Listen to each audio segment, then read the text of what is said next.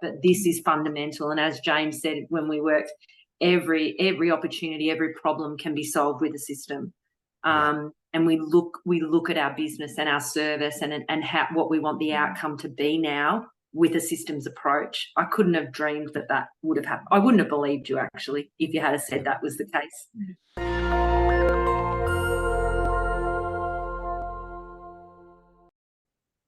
Hello, I'm here with Renee Kelly. She's from Lyme Therapy, and we're going to talk a little bit about her journey to systemising their business and where they're up to now. What are some challenges? What are things they've overcome? And what are some of the wins to try and inspire some business owners? So maybe as a way to start, Renee, I don't know if you can just introduce yourself, talk a little bit about what you guys do at Lyme, and we can go from there. Sounds good. Thank you. Thanks for having me, David. The wind has just picked up here. Can you hear me all right? Yes, you're coming through loud and clear. It looks like a gale force wind over there, but I can hear you. It was perfect when I came outside.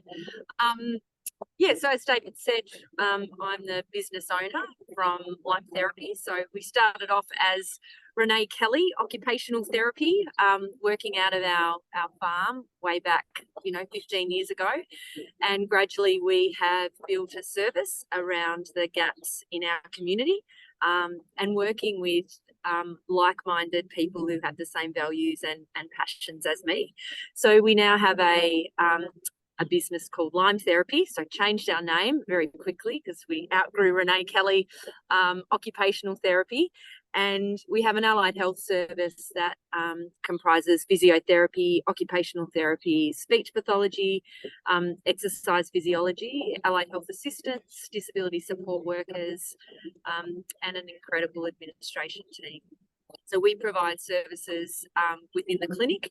We also provide community-based intervention and work with some of our key stakeholders in the community, with private hospitals, community health centres, aged care facilities, and in people's homes, I guess. So we're a private service, but we often refer to ourselves as a private service that offers and delivers government scheme. We provide government schemes within that service. Yes. And how long have you been in the business for? So 15 years, and my milestone is my 16-year-old son. So I was going to be a stay-home mum, finished up at the local community health centre and had my first child, and I was out on our property where I am now. So we've got 10 acres out here of wheat and sheep farming, and I thought I'd be a stay-home mum, and that lasted about a month, and I realised that wasn't for me.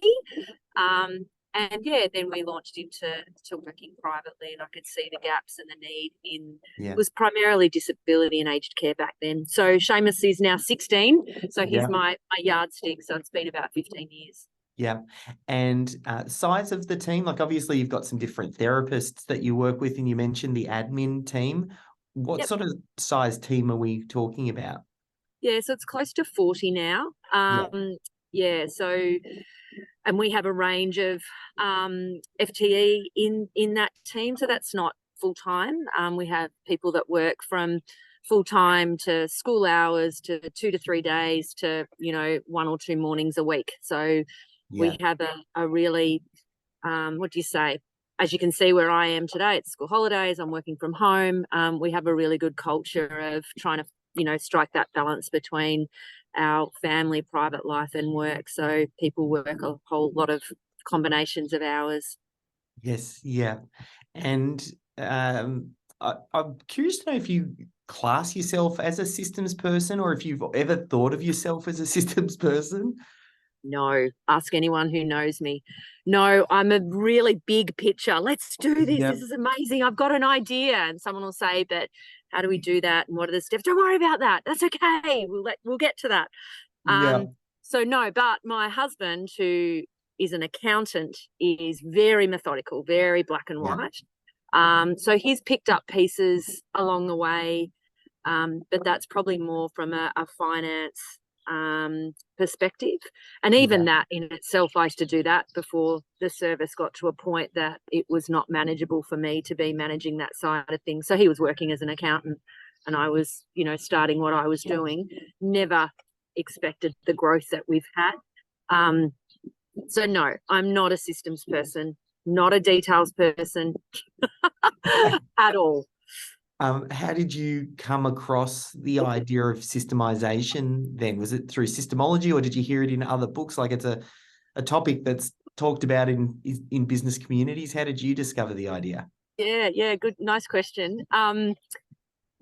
It's honestly, it is the missing piece of our puzzle, and I've been looking for what this is for probably the last, gosh, yeah, well, I would say 6 or 7 years we've been looking for this. I didn't know what it was. We've had external coaches come in and work with us. We've paid a lot of money to have people help us, and we've done some incredible work. It never quite hit the mark in quality, sustainability, consistency. And I was still having to pour out everything in my brain and have that same, level of engagement for things that didn't really need me to be involved. So I did this online course. I was super experienced. I've been a therapist now for, it's only 25 years. And there were some real new graduates that were there that are doing some startup work. And I probably wasn't overly respectful. I was like, ho-hum, been there, done that. And then one of the young girls talked about Systemisation, and she was reading this book. And this light bulb went off in my head, and I went, oh my gosh, if only I read that book when I was that therapist's age. And yeah, she understood the value of having systems in place, obviously, and how that was going to allow her to get the best out of the service that she was going to provide. So as I'm on this online course, I'm ordering your book.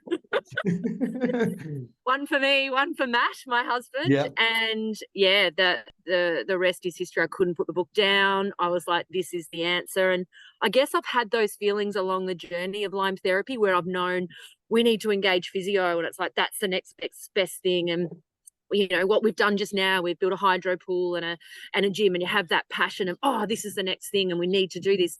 Systemology was one of those moments. Systemology was one of those, oh, this is it. This is what's missing. So it was exciting.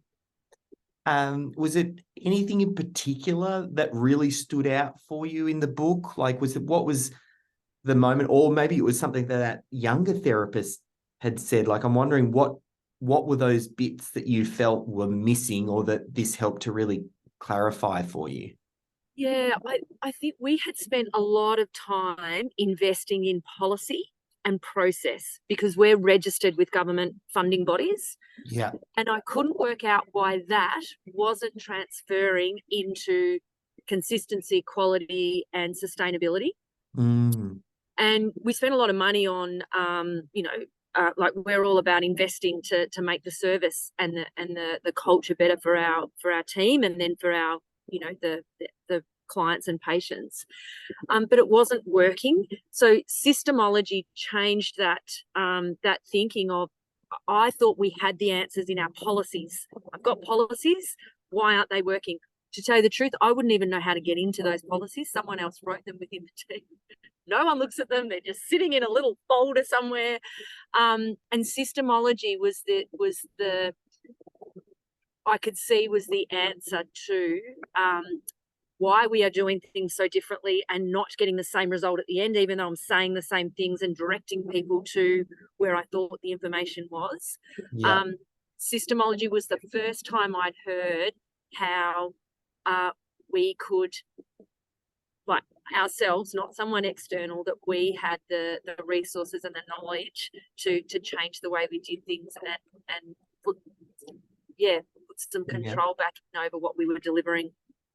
Yeah. And did you started with the book? Did you also went through a program with James? Is that right? Yes. So Systemology the book sat around for about 6 months, 12 months. We pick it back up. I've had the audio book. I listened to that a few times. I have about an 80k drive into Mildura, so I listened to that a few times. I took notes. I was like when you want to train for a marathon. I had my shoes, I had my AirPods, I had my hat, I had my sneakers. I just did the running. So then I launched in because I must have signed up for like System Hub through the book. Yep. You can do some really cool online stuff that is part of the book. So then I finally reached out and said, what is this? What is the next step? And this program was running.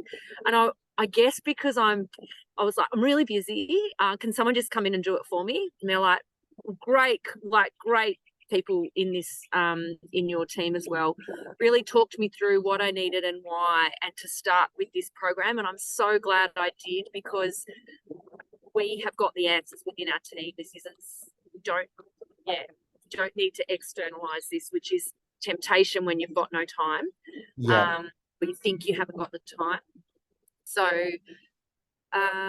it's funny with the time one, because I when we hear that a bit now, the more I'm starting to realize with busy business owners, they're always busy. And oftentimes we've come to the conclusion that sometimes being busy is one of the best times to do it, because if you can get it done when you're busy, then that means it's easier. Otherwise, what happens is you might start something and then you get busy and then you stop part way, which is actually even worse. It's like if you part way into something, because then you abandon it and then you go, oh, I tried that and it didn't work. And it's really important to see it all the way through. So I think I'm biased, but I think the Catalyst program is the best value for money as far as like impact and permanent change. Because like you said, you're building that capability internally.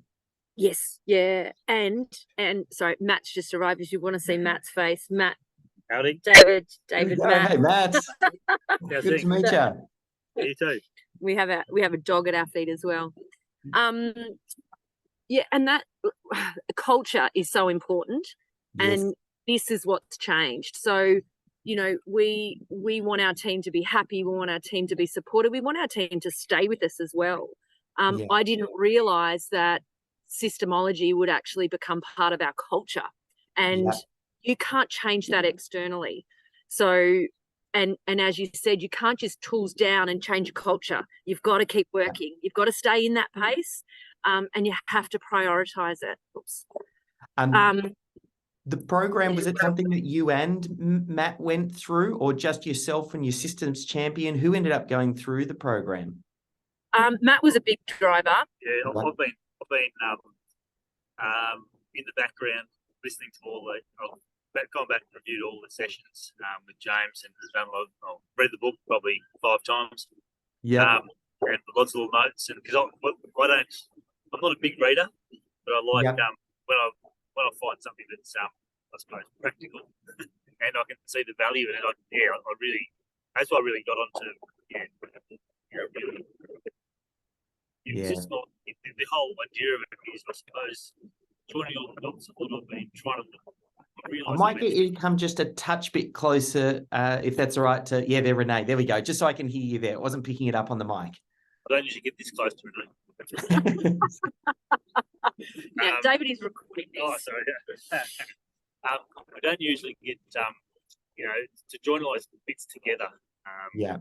Suppose knowing we're wanting this from a business point of view, we're wanting to be efficient and less touch points and less keystrokes and more, all that sort of stuff. Your general philosophy, and it's just nice being able to find your program that actually brings it all together, and it's practical as well. It feels like we're actually we're gaining some traction with it, as opposed to. Yeah, it's a good idea, but we'll just shelve it and get back to it. Oh, we have lots of good ideas, but shelved. You just don't know where to start. It's not affordable. It's like, join our program for $1,000 an hour, and you're like, but how do we know and what do we get? And I'm just going to jump inside because I don't want to look at you. Yep, we'll just pause.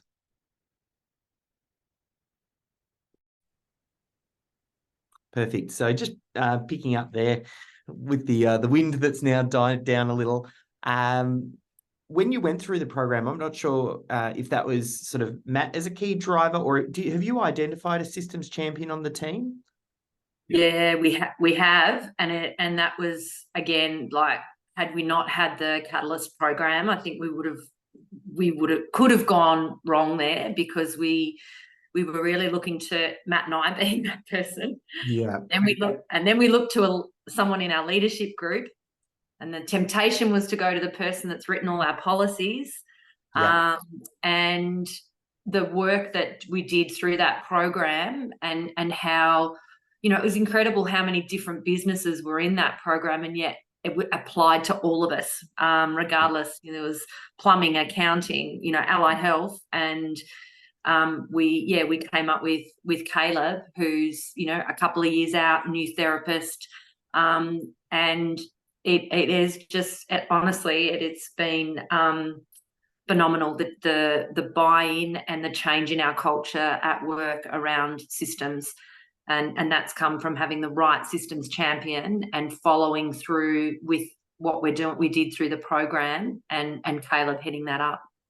What a great experience for Caleb also, like planting that seed at just the right time for him. It's that classic thing where you look back and go, I wish I knew this when I was his age. Yes. And I was saying to James in our last session, last group session, we've now got people saying, like there's curiosity around systems, which, you know, there's never been curiosity around policies. Yes. Yeah. People saying, I want to do what Caleb's doing. I don't know what he's doing, but it looks fun. I want to do that. I want to be part of that. How do I get involved? Yeah. And the Systemology has become part of our language and our it's been thrown around now as the solution, which is every problem, every opportunity we now see as a system, which I would not have believed, you know, 6 months ago, especially when you asked me, are you a detailed systems type person? No. Yes. Matt is. No, not. So it's got us to this point. I know there's probably a range of things that have kind of contributed to the change. Is there anything that's obvious to you going through the group program that was the leverage point? Like, was it getting Caleb? Was it committing and keeping it front and center every 2 weeks? Was there something else that you just go, putting these 2 or 3 things in place made all the difference? I think identifying the systems champion as not being us was probably the biggest driver, knowing that we were outsourcing that, or, you know, sharing that load of developing systems. And knowing it was also, it felt like a fresh start to, in the fact we had now had someone that wasn't the voice of letting people know how we're doing things, and, you know, not coming from our policy standpoint so much. It was a fresh voice, fresh start, and then that just sort of really activated everyone to, okay, this is something new and fresh. So I think that was probably one of the biggest drivers, knowing that we really want to invest our time and effort further into the Systemology, because we could actually really see that it was going to benefit not only us and taking a bit of a load off us by us putting energy in there, but also the whole team then embracing the concept and the ideology of it. The just one step in front of the other type thing too. Like I wished I'd trusted the process of the course from the get-go, because that's probably not been my experience. We've done things, but the expectation is we'll just give you this piece, but the expectation is you'll just work it out. Whereas if I had have just gone along, you know, we caught up, we worked it out pretty quickly. But putting that time aside, valuing it, and then doing what is asked it is so reasonable what's expected. It is achievable. And you look back now, like we could have invested that time, you know, 10 times over, like, for how valuable it was. But you sit there going, I don't think I can spare 2 hours a week, you know, like. I think what Renee's trying to say is she wanted to go to the last session first. Yes, that's me. She just wanted the answer. Can I just get to the and that's it. She didn't want any no basis for why or how you do it, but she just wanted, she wanted to get that. which is that's I'm sure that's a common thing that people, okay, well, just give us the answer. But yeah. What I love about what you guys did, especially when the business owner goes through the program, it's something Michael Gerber had said to me when I got him to read the Systemology book. The one bit of advice he said to me was, don't let the business owner off the hook. He said, be really careful when you've written Systemology, it makes it sound like the team is going to do everything and they just handball it over. And he said, even though they might not be the ones doing the documentation and they might not be extracting from them, the business owner still needs to lead this. And like, I can see it from you, Renee, that you see this as important and valuable, and then you'll lead the team that it is important and valuable. And that's how you change culture. If you just try and, handball responsibility to someone else, it just doesn't happen. So it's kind of like that mix. And I think having you go through the steps is now going to have lasting change that's actually irreversible. Yeah, absolutely. Yeah. And people want to be seen and valued in, it's a lot of time and energy and care for the systems champion to be doing what they're doing and the people that he's working with. So you want to nurture that. There's so much that's gone into it. And as you said, this is forever after. So it's not a done and dusted, that's sorted, I'm going to move on. We're looking at everything now. There's opportunities sitting in front of us and we're looking at them with a systems lens and saying, great, how do we do this? And let's get Caleb involved. And I'm sure Caleb's going to have a little team with him, and we're meeting with James, I think it's tomorrow, to talk about what these next steps look like. But you're right, we this for us is about, sustainability and having everyone with consistency and that same level of information. So we were always going to stay involved, but I couldn't imagine not, because it's integral to culture, and culture starts with your business owners. Yes. Is there any wins that you've got? I know the more wins will sort of happen as this gets rolled out and deployed.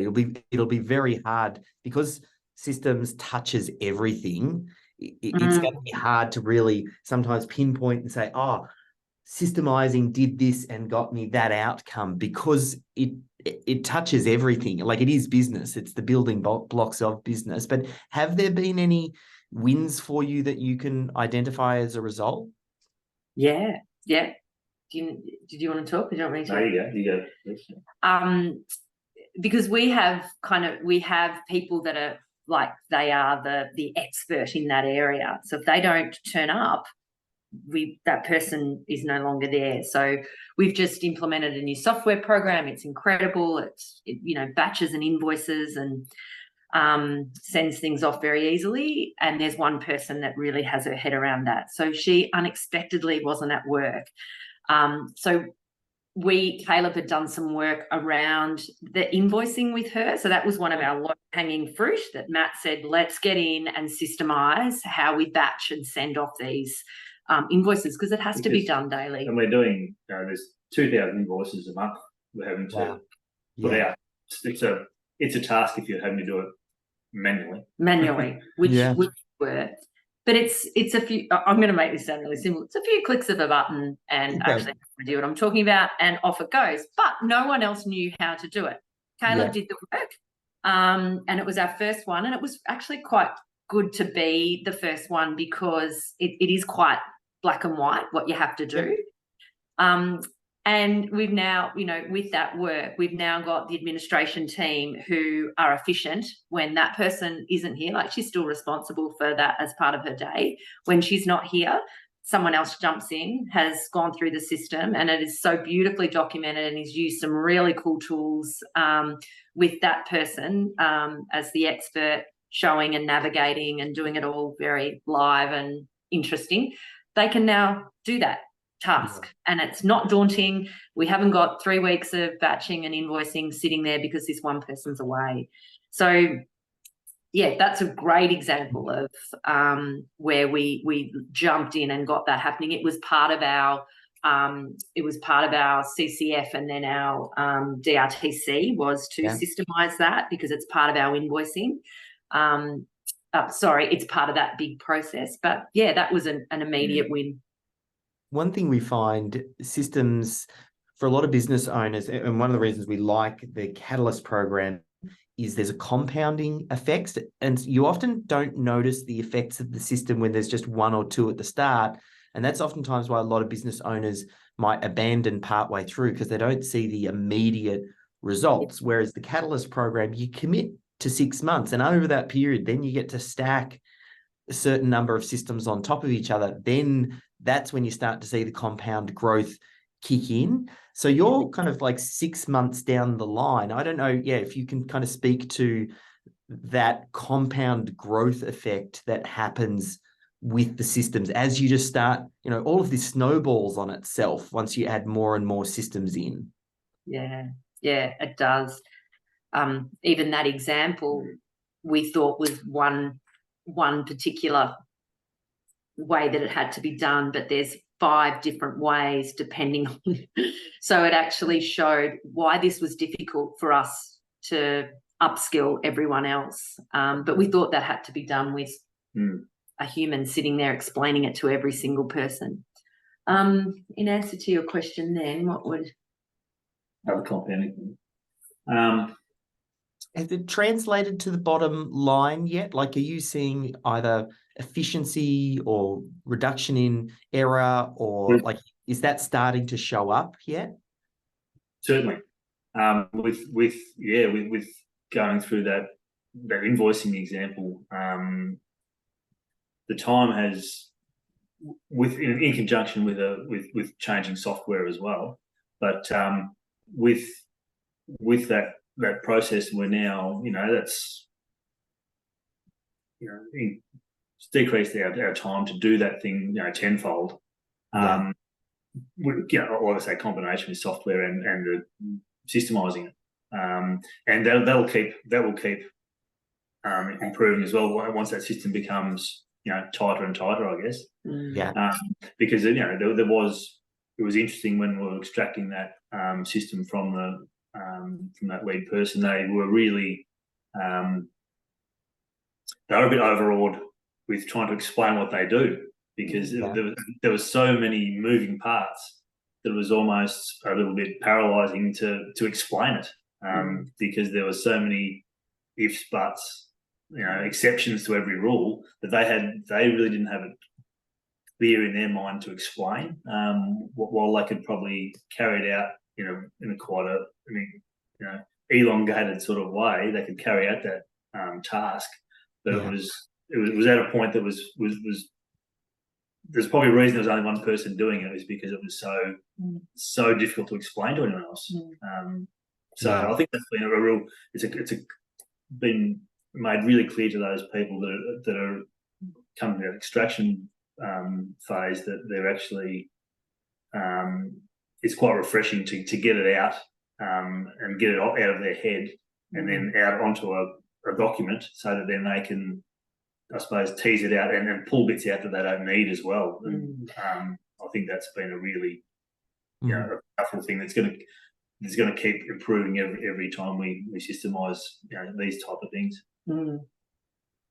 That the work up around pre-extraction and then extraction is critical. And what Matt was saying there's so many ifs and buts and maybes, but it's like, well, what are we doing now? Because then we've got to start now. Let's not do what we think we want to be doing, which is so tempting. Oh, I don't want you to know that I actually touched that. It's about 10 times before it actually goes. That's allowed us to then analyse and be more efficient within the system that we've put together. So that's exciting.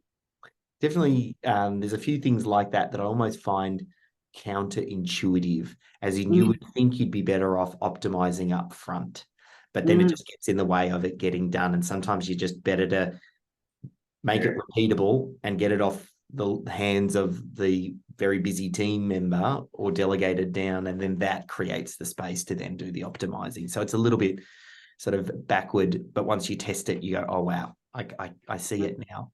I suppose in the tail end of this. Again, very hard to quantify the ROI on the effort for going through the Catalyst program and the investment, and the result that it'll deliver from here until years into business. But I don't know if there's anything that you can either speak to around the program's value and even what you might say to someone if they were thinking about doing it, because you were a little bit hesitant at first. Renee, obviously you just wanted someone else to do it for you. So yes, I did. Yeah, yes. I don't know if you got any insights there. Trust the process. It's we don't feel experienced in being a business owner. I find that awkward where trusting the process, this really works, and the team that you have around you understand what we're going through, and it's not complicated. And as I said before, I wished I'd just, as Matt said, it's quite interesting. I did just want to get to the end. I wished I'd just sat and enjoyed it more at the start. I guess I wasn't trusting. I'm like, when's the bomb going to come that you're just going to abandon us and we have to just find that end point? But and it works. And if you get the right systems champion and get them into the program, we probably didn't get Caleb in early enough too, because I was still thinking this was my thing to manage. Getting Caleb in earlier would have been, would have been good for us. But there's lots of things we've done in business to help, but this, I just wished we'd done this sooner. I really do, and I talked to you about where we've invested in other areas, and that has certainly helped us. But this is fundamental, and as James said when we worked, every opportunity, every problem can be solved with a system. And we look at our business and our service and what we want the outcome to be now with a systems approach. I couldn't have dreamed that would have happened. I wouldn't have believed you, actually, if you had said that was the case. Because that's what our teams are talking about it. The team is, we should have a system for that. Let's systemize this. And I'm like, I couldn't have done that on my own. Matt couldn't have done it. If we had have just stood at the front of the team and said, we're all going to start systemizing. We want you to use the word systemology, and this is how we do it. They would have been like, oh, okay, whatever. So coming alongside with the program has allowed that culture to change, and it has changed quickly, really quickly. I think I find it interesting. Like, I can feel the energy when the business owner gets it and then they talk in terms of systems, because historically systems aren't a sexy topic and business owners don't normally gravitate them. But once you see it, it's actually really exciting, because you can then see how you can start winning the game or improving, because it's this constant and improving, never-ending improvement that you go to work on. And I feel that in you guys. There's a level of excitement about systems, which, I love it when I see that in the business owner, because I know you've got it now. Yes, and that, as I said, like for Matt, that sits with his skills and sort of personality, with an accounting background. But I thought that's kind of, systems wasn't the answer. Like having, even using the word now, I didn't even know what the word was. But it's, when you say it isn't the sexy, it kind of has become we need a system for this. It's like, I'm excited. Yeah. I find too, when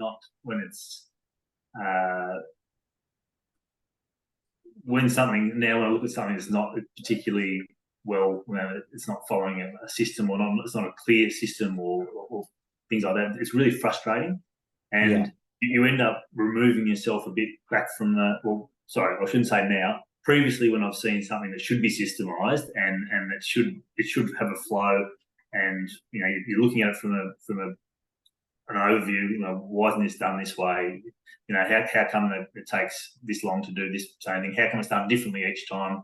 How come it's et cetera, et cetera. It's really frustrating. You end up as a business owner removing yourself from probably assisting that, because it becomes too frustrating. and then because you're not sure how to solve the frustration or solve that particular issue. So I think then now having the tools with Systemology and that talk and that knowledge around how we move this forward in a positive way, it has been one of the real engaging things for business owners too. Particularly, to be able to see the growth in the team members as well. Yeah.